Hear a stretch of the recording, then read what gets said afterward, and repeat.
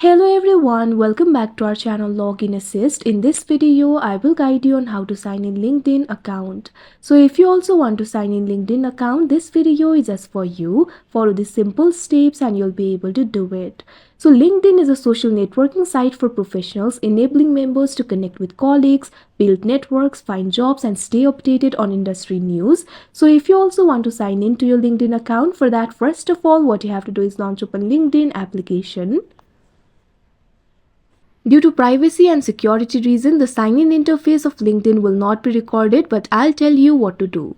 In this interface, you'll be able to find several sign-in options like Google, Apple, Facebook or email. So you can simply choose the sign-in option according to the way you created your account.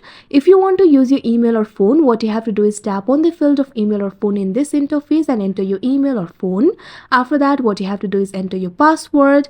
After you enter all the credentials, what you have to do is tap on the continue option that you'll be able to see on this interface. Now after that, you can see over here, you'll easily be logged into your LinkedIn account. So like this, you'll be able to sign into your LinkedIn account. So that is how you sign in LinkedIn account. I hope you found this video helpful. Thank you for watching. Make sure to like, share and subscribe to our channel.